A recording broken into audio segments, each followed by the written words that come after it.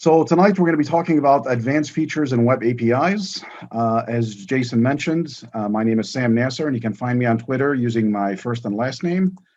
I've been a software developer since 1995, which seems like eons ago. I'm a senior software engineer for NIS Technologies, where I do development as well as teaching classes. And I've been certified with a few certifications from Microsoft. And to answer your question, Jason, from earlier, MCSA, Microsoft Certified Solutions Associate. I'm surprised I still remember that. I'm also the president of the Cleveland C# VB.NET user group. And I also head up the .NET study group, which meets online to tackle specific topics within .NET. I've authored several articles for Visual Studio Magazine, part of which includes some of the topics that are going to be discussed here tonight, so you can find them online. And I've been a 5-time Microsoft MVP. As for the Cleveland C# VB.NET user group, it's one of my passions. I've been heading that group up since 2003, and just wanted to give it a shameless plug. We meet once a month. The meetings are free of charge and open to the public. And thanks to COVID, we've been meeting online for over a year now. And so that's why my reason for advertising it to folks outside of the Cleveland area. We cover any and all topics related to .NET, and you can find meeting information on meetup.com for posts past as well as future meetings. So getting into tonight's agenda, we're going to talk about creating custom HTTP client handlers and the benefit of using them. We're going to look at output formats, specifically that in BSON, which is a format that's not very popular. And we're going to look at ODATA containment, which is one of my favorite features. And then as we're going through, we're going to do some slight comparisons between the building these items in the .NET framework versus .NET 5. I won't go into a great level of detail because it's a very long rabbit hole, but I will just touch on it a little bit. Also, I wanted to let you know, I'd like to make this as much of a roundtable discussion as much as possible. So feel free to jump in with questions either verbally or through chat. And if I happen to accidentally overlook the chat window, feel free to jump in verbally and let me know. So with that, let's get into custom HTTP client handlers. And when we use a web API, we are essentially using HTTP client object on the back end. And by using that object, we're able to establish custom client handlers that can be used during that call. And so we can trap in certain scenarios, or we can just simply pass the call along. So this allows us to add in custom functionality to the chain of calls. And if you think about it, when you're making a client request, you're going from the client to the server. And so we can build in individual custom code in between to trap that call, check for various conditions. And if a condition passes, we just simply pass that call along. If not, we can diverge it. So we can set up multiple handlers that can be added in a specific order during that chain of the call. And what I mean by that is, if you look at this slide, essentially, whenever we make a call to a web API, we're starting over on the left-hand side. We have the client request, and then the call is made. And first and foremost, it's going to be going into custom handler A, which is what we're going to be defining in our case. Then, if everything goes as planned, that call is then passed on to custom handler B. And then we can add on additional calls in that chain. Once all the sequence of all those calls has been completed, then the call reaches the server, where then it is processed, we get the response back, and then it is sent back in reverse order. So as you see with the green arrow on the right, once we return from the server, it goes back up to custom handler underscore other, then custom handler B, and then custom handler A. And with every custom handler, what we can do is, like I said, we can have in custom functionality to check for it and either diverge the call or cancel it, or just simply pass it along to the next custom handler. So in my opinion, the best way to explain things is by demo. So let's go ahead and do that. And we'll go ahead and open up Visual Studio. And what I have here is a web API that's built in .NET 5. And being a big car buff, obviously I'm using cars as an example. So just to give you an idea, I have an array of cars here. I'm assigning them an ID, the year, the make, model, and then just some additional meta information regarding each vehicle. So essentially I have 3 cars in inventory, and then I have a method for my HTTP get, and it's called get all cars. And what this does is it's essentially going to return the entire cars array back to the client. So when I make this call, I'm going to be making it from a client, and in this specific situation, I'm using a console application, more specifically a desktop application where I have a form. And the form is basically kept very basic in the sense of once it loads here, you'll see that it is essentially a button for making the call. We're displaying the results in the pane, and we're exiting. Where the magic happens is over on the client side. So here within my main.cs, and let me go all the way to the top, and I assume everyone can see the font clearly. If not, please let me know. So basically, what I have is this button get click. That's where all the magic happens. That's when I click the button here and it starts instantiating those classes. So we have a custom handler A and a custom handler B. What are those classes consisting of? If you scroll down, we see that we have a custom handler A, and it inherits from the delegating handler. I have my constructor, and then I have my async call. So essentially, whenever I get a web API call, this custom handler is what lies in the middle between the client and the server, and then I can have in my custom functionality in here. All I'm doing in here is I'm simply just writing to a log, and this write log method does nothing more than open up a text file over on my hard drive, and it just simply writes out the message with the date and time. Now, if you recall from the previous slide, we said that when we make a call starting from the very top, we start it from the client, it goes through custom handler A, then custom handler B, and any others that I specify in the chain. And then when it's returning in response from the server, then it goes back in reverse order. So it starts with B and then it continues to A. So essentially, whenever we're making the call to the server, we're going to be writing before inner handler. And then in our case, we're just simply passing the call along to the chain of other handlers. So we're just sending the async request. And there's the request object that I'm getting, and I'm just simply passing that. And as well as the cancellation token, which we'll talk about in a little bit. And so it makes the call, passes it on to the next client handler. The next client handler is the custom handler B. And custom handler B is identical to custom handler A. I know, not very creative code, but I'm keeping it simple for the sake of demonstrating the principle behind it. So A and B are identical. The only difference is just the method name that's being called here, custom handler B versus custom handler A, okay? And this will allow us to trace it once we look at the log file after we execute it. So my car object is basically the class that has the metadata regarding the vehicles that I mentioned. And we'll go ahead and click button get click. So we'll go ahead and fire that up.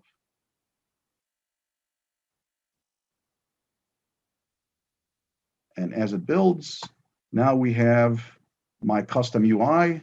I'll go ahead and click get cars. And then you see that first it's going to instantiate custom handler A, and then instantiate B. And now, if you recall, I said I can specify the chain that I'm putting them in. And this, using the client factory, is what allows me to do that. So the client factory is available in the .NET framework before .NET Core and .NET 5. But there are some workarounds that you can implement in .NET 5 to be able to have multiple calls. I think the HTTP client is what's available in .NET 5 as opposed to the factory, but there are some workarounds that are available for that. In any case, so I specify my chain of events. I want A to be called first, and then B, and then I'm going to specify my URI, And then I'm going to go ahead and execute it, and I'm specifying the media type that I want back. And in this case, I'm open to accepting it in BSON. And we'll go ahead and then get car. And an error occurred. That's because I don't have my service running. Okay, let's try that again. So this is my web API that I mentioned earlier. It's built in .NET 5. I'm going to go ahead and start that up. Should have started it up beforehand, but mistakes happen. Okay, so there is my browser. I got it running. Now I can go back to my client. And this is my client. Let me stop it and restart it again. And we'll go ahead and hit start. We'll do get cars, and then we'll just zip through to the end. And there it just simply displays all the 3 cars that I have in stock. So it had made the call to the custom handler A and B. It put them in that sequence. I specified the URI that I'm tackling, which is for the other project that I have running on my machine. And then once I get everything from the call that I made for car, then basically it checks to see that the status code was successful. And then all it does is just simply parse through that array that are received in the response.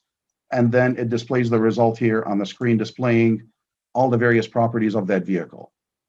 And so looking at the output, I have my 3 vehicles here with the make and the model, and in 3 separate lines. So going back into looking on my hard disk, if you recall, there was a log file that I was maintaining, and let me share that with you. So keep in mind that I'm in the Eastern time zone, and we just started the execution here. And so earlier, I mentioned that first we're going to call A. It's going to call the before inner handler, and then it's going to pass it on to B. And then if you recall, we had an error there, so it basically it was hung up, and then we had to restart it again. So once again, there's the custom handler A, and then it calls B, and then it had reached the server. Now it's going to turn around and go back in reverse order. So once again, I see B, custom handler, and it says after inner handler. And then I have the response code that everything was okay. And then it goes to custom handler A, and likewise, everything was successful there as well. So I wasn't doing anything fancy here, but it goes to show you that you can have multiple traps, if you will, along that call. You can have custom handlers to have various scenarios. So where can this be helpful? Let's say that I am making a call to purchase an item through a web API.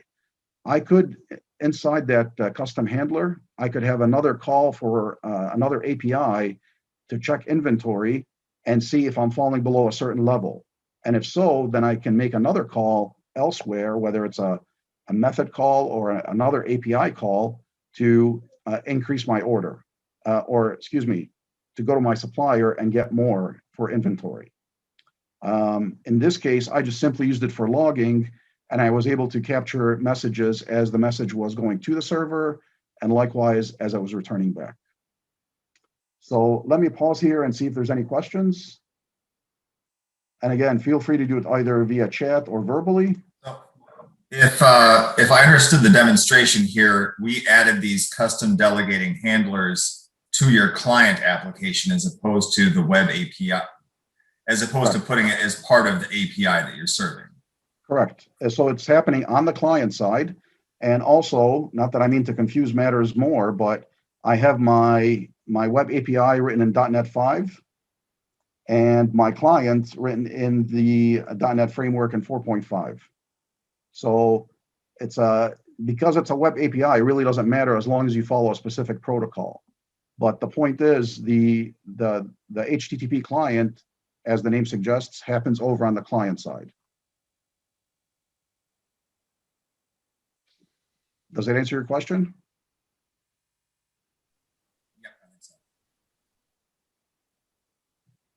Yeah, I was going to ask the same thing, Sam. This is a a pipeline, but we're setting it up on the client side versus the server side. I think most of us are familiar with the pipeline on the server side, but doing it on the client side, this was new to me.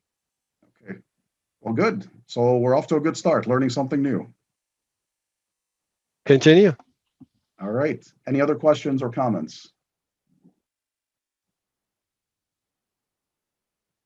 Okay, so if you recall, we talked about that within the client handler.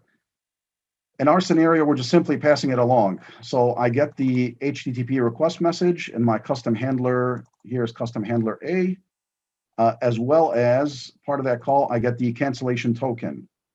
And then I take those two objects, and in my case, I'm not interrogating those objects. I'm not checking for anything specifically. I'm just simply passing it along. I could use this cancellation token to just put a stop to everything if I was to raise a value within it. But in my case, I'm just simply going along to the next call.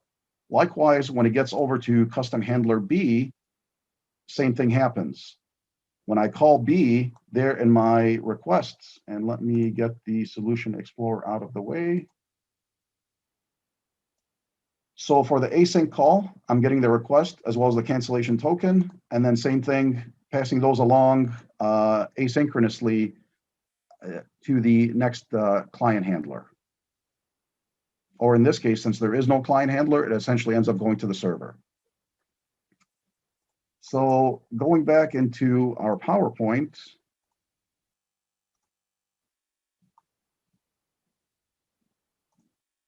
so the cancellation token, it enables cooperative cancellation between the threads or the objects. And essentially with each client handler, I'm able to instantiate a new cancellation token or source object and pass it along to subsequent calls. And the owning object essentially calls the cancellation token source.cancel. And so that raises the is cancellation request and sets it to true. And then I can check for that in subsequent calls, or as in my case, just simply pass it along. And the objects receive the notification and they respond accordingly. So very straightforward example, didn't want it to muck things up. So hence the reason for just passing the parameters on to the next call. So I have a question about the cancellation token. Sure. Is it a custom class or a part of a library? So that is a part of the .NET framework, and it's predefined. So as you can tell, it's within the system.threading namespace. Oh, okay. So I didn't have to define it like I did my cars objects. Mm-hmm. Good. Thank you. Okay. And it's nice to see people jumping in with questions, so I strongly encourage that. All right, so if there's no other questions about the client handlers, we can move right along to BSON. What is BSON? First of all, has anyone heard of BSON before? Mm-hmm. One person has, anyone else? In the MongoDB. Yeah, that's where right. I've heard of it. Yes, so it's very popular in the Mongo world. So what is BSON? BSON, not to be confused with Bison, as some people like to pronounce it, it's short for binary JSON. And what that is, it's essentially a binary encoded serialization of JSON-like objects. So we're all familiar with JSON, and everything in JSON is essentially string data. However, by binary encoding and serializing this JSON object, we now can convert it and utilize data types. So essentially, that JSON object, also known as a document, represents a data structure and arrays. So we can have various data types, numbers, arrays, strings, etc., all within a single payload that we're sending back to the client. So BSON objects basically consist of an ordered list of elements, and each element contains the following three items. You have a field name, you have a field type, and then of course you have the field value. So field names are always strings. Types can be any of these following 12 types. We're all familiar with the first few: string, integer, double, etc., date.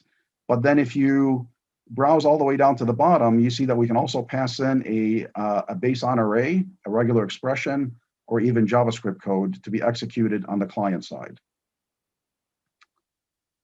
And so with BSON, let's step through a demo of that. And I have several solutions open, so bear with me for just a second. Let me move this aside here. I just noticed there's some items written in chat. Oh, sorry, job postings. Okay. Important, but no need to discuss them just yet.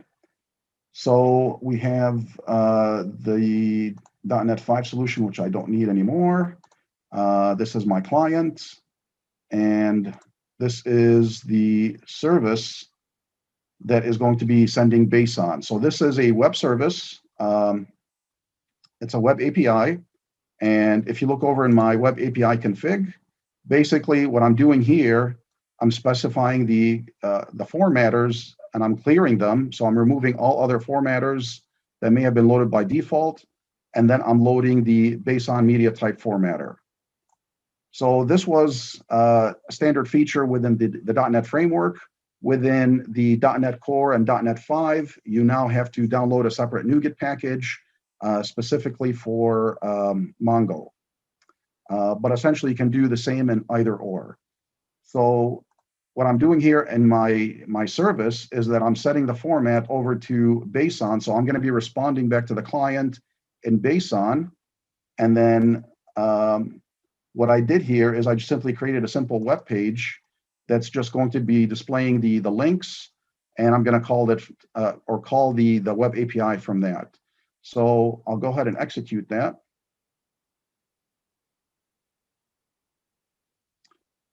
And we'll increase the font. And what it's giving me here is a list of links to retrieve all cars. This is the link I'm going to go to, or car 1, 2, and 3.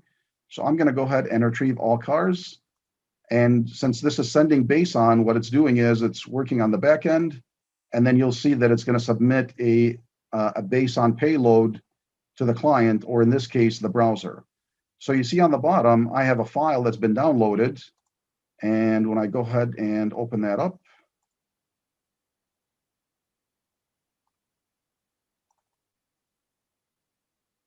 it'll prompt me to open it up in Visual Studio because it is a binary file. So let's go ahead and do this. BSON demo, car.bson, and then we'll go over into my Explorer.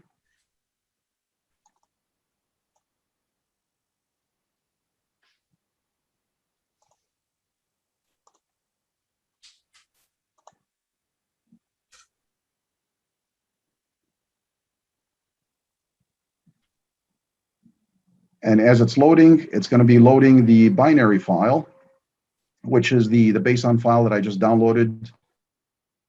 And then you'll see, as promised, it is binary data. And so it looks like nothing more than other than gobbledygook right now. But you can tell over from the text portion that we see an ID, year, make, and model. So I have the first make is a Chevrolet, the model is a Corvette. And then I have the date service and the time serviced for that vehicle. And then it just repeats for all the other vehicles. So kind of looks a little bit encrypted right now because it's serialized binary, but let's take a better look at it. So I created another image, and that is a field map. And that's going to be loading in Microsoft Paint because it's a JPEG. And there we go. Let's drag that over.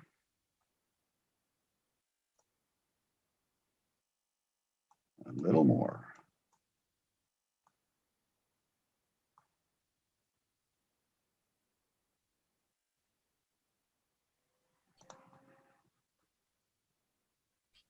All right, let's try that again.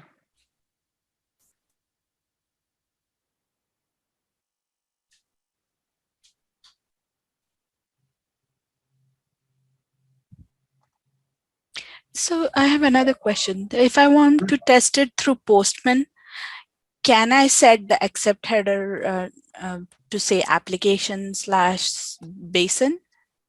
Or because I know we usually set it XML, JSON, can we set it as BSON also? So you won't have that ability with built-in BSON and Postman. Typically, the way I've tested it was just going through the browser or through the application itself. Okay. But to explain further, let's zoom in. So this is a color-coded diagram similar to what we just downloaded, and it's color-coded with a legend towards the bottom. So we have the record number in orange, the field type, which we said every record has a type, a name, and a value. So the type is in red, the field name's in green, and the field value is in yellow. So first of all, in orange, you see that we have the record number. Because this is binary, it's 0 based. So first one is 30, representing record number 0 rather, the first one in the array, and then followed by 31, which is 1, and 32, which is ID 2, or excuse me, the third record. And so within each one, we have the field type. And so it starts off with the binary 1, 0. Actually, let me go back to the PowerPoint, which better explains it.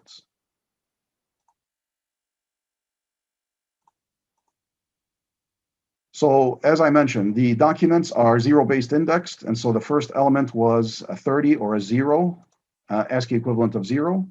And each index is preceded by hexadecimal 03, indicating it's an embedded document. We have each field within the record contains information about the 3 items we talked about, the type, name, and the value.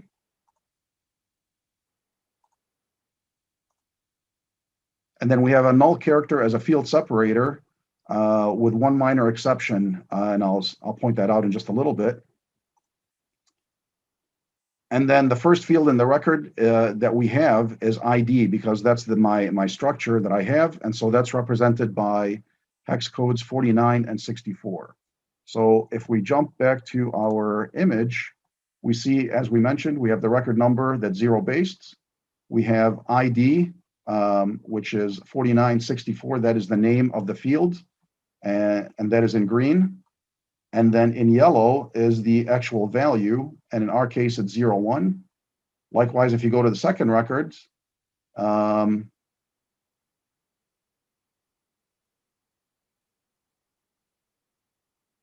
so the second record would be 31, and then the ID again here is 4964.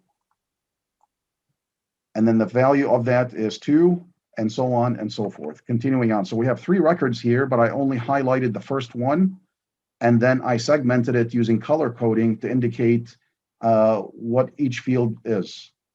If you recall, I mentioned that we use null as a field separator, and you can see the null here between the field name and the value. However, the only exception is you don't see a null between the field type and the name. So those two are up against each other. Everything else, you see that we have a null value as a separator. And then before each record, we see that there's a hexadecimal 03. So before the 30 in the orange block, we see that it's preceded by a hexadecimal 03. And so essentially, I am now able to pass BSON back to my client, where then they can parse it, they can look at individual data types, or they can even execute JavaScript that I'm embedding in it and passing it back to the client. So one other thing I wanted to mention, if we look at BSON, for this specific example, where we're using the ID, the make, and the model, these are strings with the type designation hexadecimal 2. And we have the values for the strings that are represented by ASCII character values. So we saw ID was 4964. Likewise, if the color of the vehicle is red, RED, it's going to be represented by the characters 52, 65, and 64 ASCII representation. Date serviced and time serviced, that's where it gets a little bit tricky. So these two are date time data types, and so they're designated by the hexadecimal 9.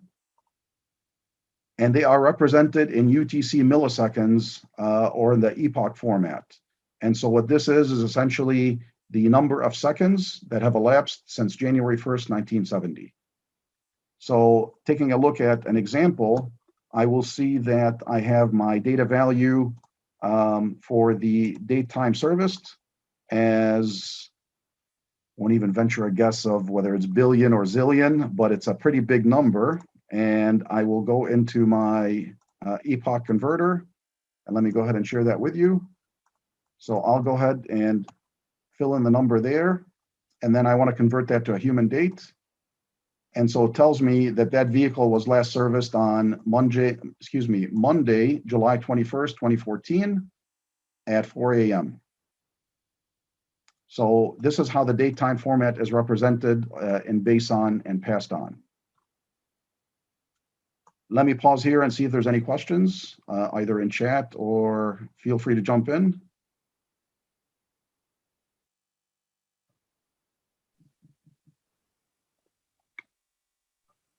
No questions at all? Oh, sorry. When you're serving, if you're creating a web API that would be able to respond in a BSON or, sorry, I can't pronounce it correctly, format, what would be like some more practical applications for a use case when that might be advantageous over other formats? So as I mentioned, I can pass in a variety of different data types. So it's not just string data, but I can now look at numbers. I can look at other values. In addition, if we go back to the previous slide,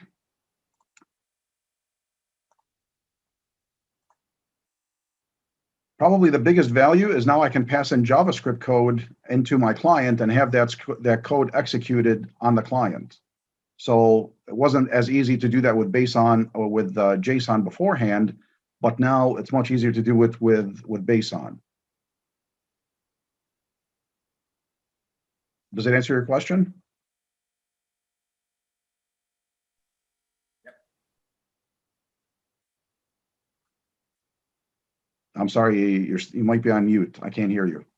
Yes. Okay, very good. Any other questions or comments? Are there any particular security issues around passing code that can be executed on the other end? Well, just like everything else, as I am going across the internet, something could be intercepted. So if they're smart enough to see that it's BSON, now keep in mind, they're going to be getting something that looks like this, right? So if they can't decipher that this is BSON and be able to parse it, then you're talking about, security by obscurity, which is not the best thing. But just like everything else, you can also go through a VPN or encrypt it even further and then decrypt it on the client side. So the short answer is yes, it is susceptible to security hacks, but it's not a glaring thing that stands out because you do need to parse it in a specific way. But like everything else, you can also encrypt it and password protect it and so forth.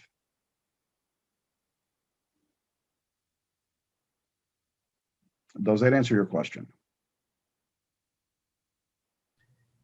Yes, it does. Thank you. Very good. Anyone else?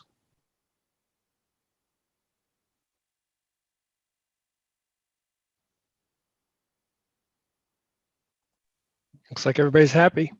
Excellent.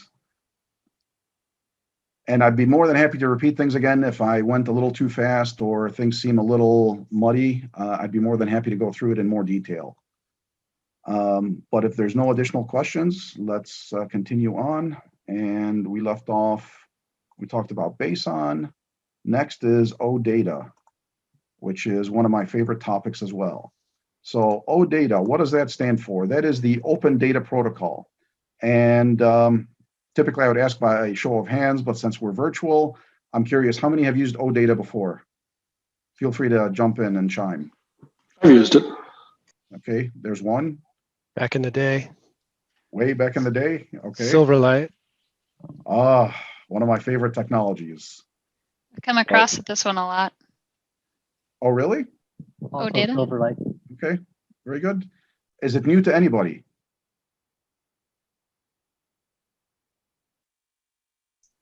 I'm assuming the silent folks are the ones that have not been exposed to it. So let's go ahead and jump in. So as I mentioned, ODATA is short for the Open Data Protocol, and this allows for consuming and querying RESTful APIs. And the advantage of this is that it abstracts requests, response headers, and all the other intricate details from a web API call, but it allows me to be able to query it for specific data sets dynamically.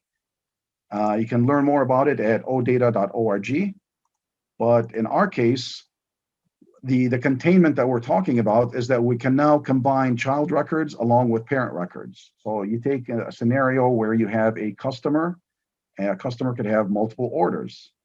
And in my specific scenario, I complicated things a little bit where I have a current order as well as multiple past orders. And we'll step through the code in just a little bit. So it allows the client to query the child records just by simply modifying parameters within the URI. And so there's no need to parse the records. Basically, I'm not getting everything back. I'm getting only what I had requested through that URI and through the OData. And then it responds back with just what I have passed in per the parameters. So now query parameters both support querying parent as well as child records. So looking at that in more detail, let me close down some solutions that are no longer being used. But we have a service here that will render OData. And so what I have is my controller, and I inherited from the OData controller. And I have the customer object. And if you notice, on top of each method, I have enable query as the decoration right above it. And then I have a variety of different items that are specified for querying, or methods rather. And so I'm enabling the OData routes using those attributes. And so basically in my customer structure, I have various customers. So here's a list of all my customers, and within them, I'm instantiating various customers. So here's customer ID 100, Sam Nasr. Sam has a specific current order, as well as a list of previous orders that he had received. Each order has a specific ID, as well as a specific shipping address. And likewise, I also have another customer. Again, same thing. I'm instantiating that customer. I am including an order that is the current order, as well as 2 previous orders that had previously shipped. Okay. So I'm keeping everything here within one file in different classes, just to make things a little bit easier to go through the code and better understand the concept. And so what I'm going to do is I'm going to be able to call this. And again, what I'm doing here is I set up an HTML page that has all the necessary URIs. And so let me go ahead and run that. And let's go over here.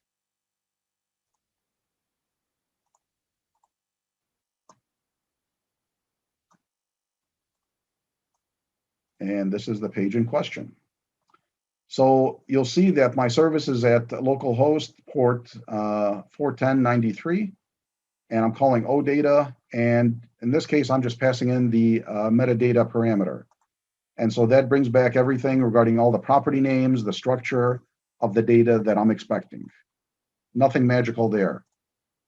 Well, let's take a look at viewing the current order. So now I'm looking for a specific, for all my customers. And if you notice,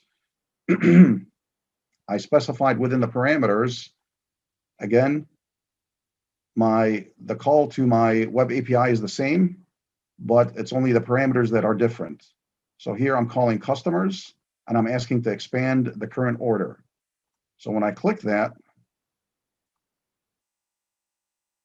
we'll see that it's giving me customer ID number 1 and customer ID number 200. And it's specifying that because I'm expanding the current orders, it's only showing the current orders here. So I have current order number 103, and then for customer 200, I have current order 203.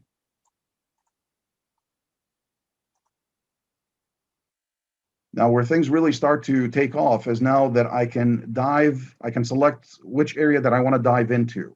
So I'm going to look at customer 100, and I'm going to look at the orders shipped only for customer 100, not the current order.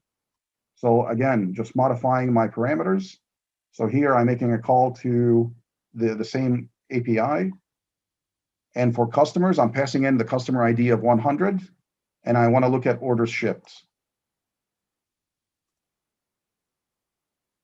And there we see that it returns only customer 100 and only the orders shipped. It does not show the current order.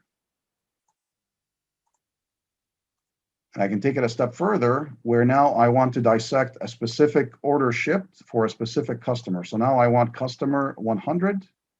Click that a little too fast. Let's go back. I want customer 100, and then I want to look at order shipped 101. So keep in mind, every customer has 3 orders. I want to look at a specific order within a specific customer.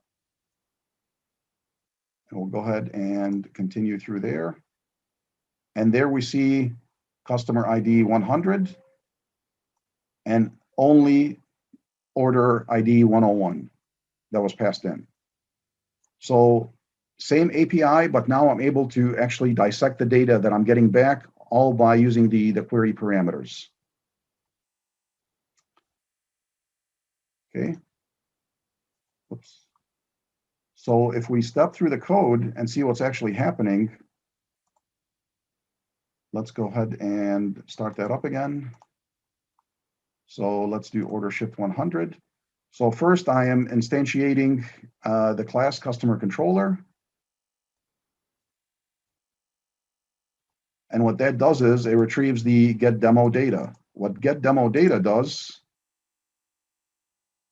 let's go to the definition of that.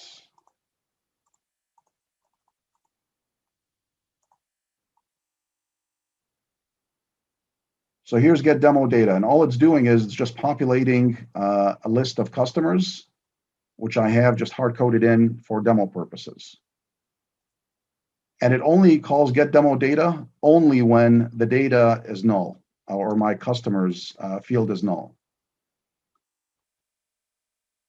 Now it answers the call that was submitted for get single order shipped, and it knows to call this because of the ODATA route that I specified in my attribute. So in order to be able to call this method, I need a customers with a specific customer ID and an order shipped with an order ID. Once that matches, then it goes ahead, it does the parsing within it, and then it returns it to the customer. So it essentially goes to specific methods within the API, depending on the route that I have set. And so to the user, basically, it's the same call, just different parameters that I'm passing in on the URI. Okay. Any questions there?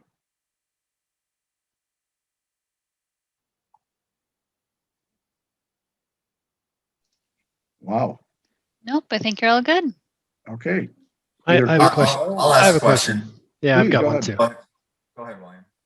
Can you go back to your code window, Sam? Sure. What is the difference between line 39 and line 40? 39 and 40. Oh, Okay. one's orders shipped and then an individual order. My bad. Right. So with the ODATA route and the enable query up there, how is that sort of different than if you were to say make a RESTful route that contained sort of the same parameters, saying I want customer this and then their order shipped this? Is the fact that you made it an OData route versus a HTTP GET route, I suppose the response was definitely different now that we come to think of it. But does that enable query, if if you return, I saw something up on line 25 that you're returning something as a queryable. So does that sort of like enable automatically that response when it goes back through the OK will then have additional filters applied to it by a different layer or something, or what's going on there? So you're on the right track. So the difference is basically by making it queryable here and setting the enable query and the OData routes, what you're seeing are some very basic queries that I'm doing here. However, you can append additional parameters on it to order the list or filter it. And it's all going to be done by OData query parameters that you specify in the URI. So I no longer have to, if I need it filtered, either in ascending or descending, I can specify that in my URI as opposed to having to modify my web API.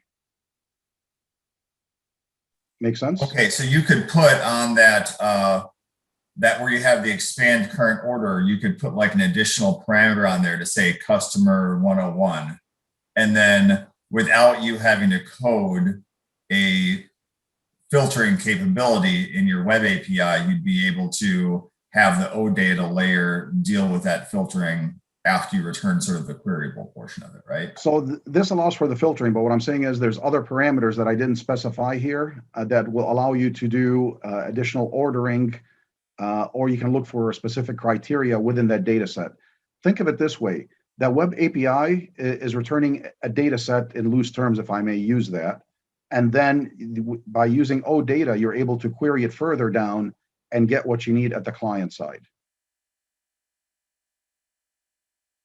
Okay, I think I got that. So I think some additional examples would help, and I can provide that for you. If you either email me or follow me on my blog, I will post some additional examples that would help to get that point across.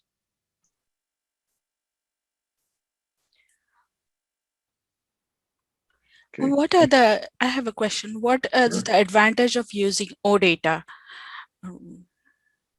I know you said it's open data source, but when is it useful? In what scenarios? So as I had mentioned to Eric, basically I am able to get a data set from the server, and then I can further filter it or add additional criteria, all by simply specifying in my URI or additional URI parameters.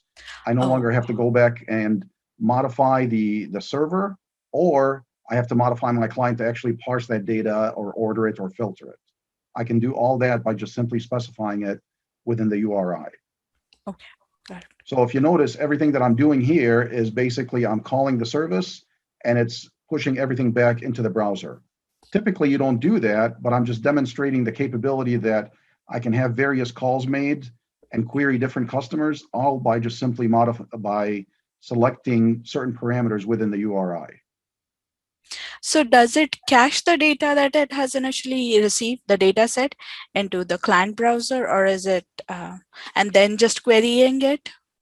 So it depends on how you have it on your server. So if you look at my example, I have it where I am storing it in a static variable here, customers. So customers is defined here. And initially I set it to null. And then I check to see if it's null, I populate it using get demo data. But because this is still continuing to run on the server, the next time I make a call, let's do this one, for example.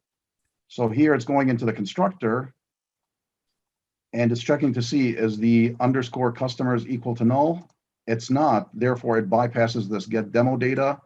So in short, I am essentially doing caching of sorts on this end, on the server end. Okay. Was there something you had to do in like your app start or something like that to set up and wire up the OData routes and stuff like that? Correct, there is. So,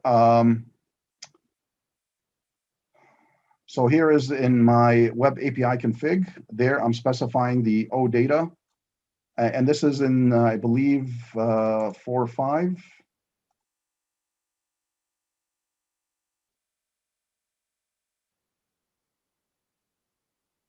So it should load any minute now once we see the properties, but I believe it's in the .NET Framework 4.5. You can do something similar within .NET 5 and as well as various versions of .NET Core, but there are slight variations. It's not done the same exact way. The code doesn't port over one-to-one. There are some variations, but the end result will be the same. And so going along those lines, yes, I need to specify it in my web API config, as well as within my code. So obviously I'm using the ODATA namespace here. And then within the controller, I'm inheriting from the ODATA controller class.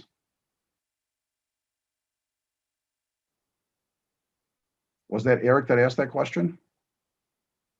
Yeah. Okay.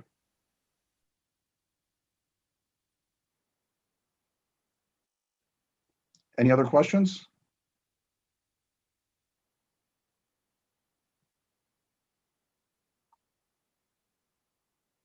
All right. So we talked about several items. I have a question actually. Yes, please. So I just want to know, like, how is it different from normal routing, like when we pass it through parameters? Like we usually have the route parameters, and also we can use the order, right? Okay, so you have the route parameters. So the route parameters, depending on which parameters you're passing in, whether it's one parameter or two parameters, it'll either go to one method or another method, depending on the match that you have there.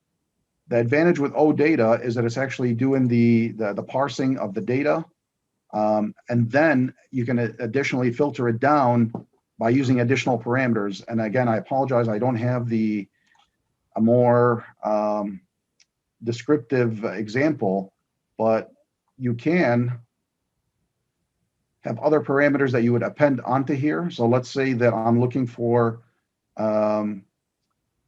customer 100 and all their orders that were shipped, and I want to sort that in descending order. Then I would simply add additional query parameters onto here and be able to retrieve that, all within the client without having to modify anything on the server end or do any manual parsing on the client end. Okay. Okay. Is OData considered like a read-only? I'm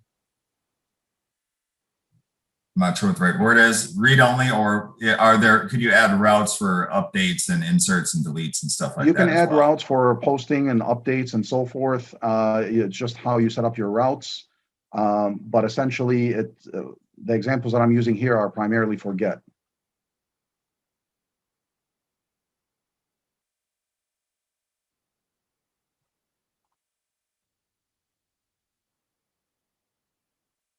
Other questions?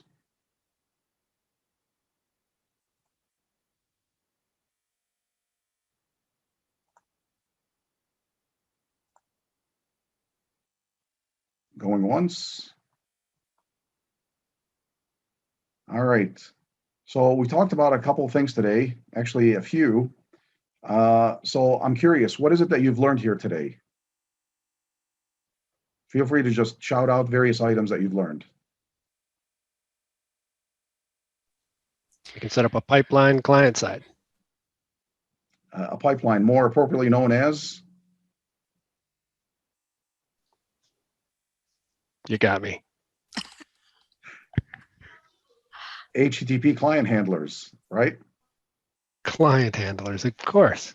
There you go. Now, once I set those up, how many can I set up using the client factory? You showed Not two. really, right? I showed two, but realistically, how many can you set up? You can set up multiples after that in the chain. And then in which order are they called? Well, let me rephrase it. Can I specify the order in which they are called? And I'm not just picking on Will, it's a question for everyone. Can I specify the order in which they are called? In the order that you put them in the list. Correct, depending on the order I put them in the list, right? So it goes, if I'm making a call from the client, so it goes through A, B, and then C and D if I had them defined, and then it reaches the server, And then what happens after the server responds? How are those handlers called?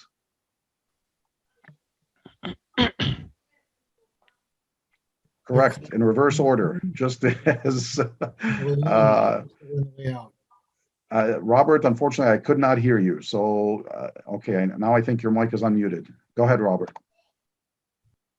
Can you hear me now? There you go. Okay, good. I just wanted to answer the question, but I couldn't do it at the time. But I had it You say you want- unmuted earlier. Can you? Am I quiet? No, I can hear you now. Go ahead. Okay, no, I just now that it works, I'll try to answer the next question if I can. Gotcha. All right. I like that enthusiasm. Okay. So I set up my chain of client handlers, and now it goes A, B, depending on the order that I specified. It reaches the server. Now, when it's responding back to the client, which order are those client handlers called in? And back in the opposite order. So In B reverse and A order, then? right? So it goes to B, then to A, and then back to the client. What is the advantage of having a client handler? You can do additional processing and cancel or error out if needed, if certain conditions aren't met. Right. So I can check for certain conditions, interrogate the request as well as the cancellation token, and then I can raise that cancellation token or set it to true, and then I can cancel the request. What's another thing we learned today? You can use, I almost said BSON to BSON, execute correct. JavaScript on the client side. Yeah, based on Correct. data type. Yeah. Yeah, I'm so you'll also find an wondering- article written that I wrote for Visual Studio Magazine. It's online. You can Google my name and BSON, and you should be able to get it. And it goes through it in more detail. So what's the advantage of using BSON? You have the data types enforced instead of just strings like in JSON. Correct. So now it is binary serialized, and I have specific data types. What's one data type that I haven't used before or haven't seen before that's now available in BSON? JavaScript. JavaScript, right? So now I can pass that JavaScript from the server back to the client and be able to execute it there. What's the last thing we talked about? OData. OData. And what's the advantage of OData? So it's open data. So it parses data, and we can cache it and query the data using query string parameters. So it becomes easier and avoids multiple trips to the server. Yes, the multiple trips to the server all depends on what you do on the client end. But essentially, it prevents me from having to write multiple methods regarding whether I want it sorted or not. I can just simply specify that in my query parameters or target specific customers, or as we had seen, I can bring back all the orders shipped for a specific customer or only a specific order for that specific customer. So it allows me to drill down using the OData containment features and basically contain everything together and send it back to the client. Oh, okay, got it. Thank you. Thank you. All right. So just wanted to do a quick recap. Also wanted to let you know that this is one of the courses offered with NIS Technologies where I work as well as teach. So if you're interested, feel free to check out our website. Also have a variety of different courses regarding development in C# as well as SQL Server as well. And for additional information as far as contact information, you can reach out to me on Linktree/Sam Nasr, or there's a more straightforward set of links. If you have any questions, feel free to email me, snasr@NIS Technologies. You can also find me on Twitter @SamNasr. And then my blog is samnasr.blogspot.com. And I invite you all to connect with me on LinkedIn. So I hope this was fruitful and beneficial. I appreciate you having me tonight. If there's any questions that arise later, feel free to email me. But if there's any questions or comments now, I'm more than happy to take them. I think we may switch over to doing our giveaway prizes. And if Okay. you're able, can hang out a bit and we can answer more questions as people think about them. Sure. Thank you so much. That was a great presentation. Thank you. I love the Appreciate it. questions here at the end. Thanks.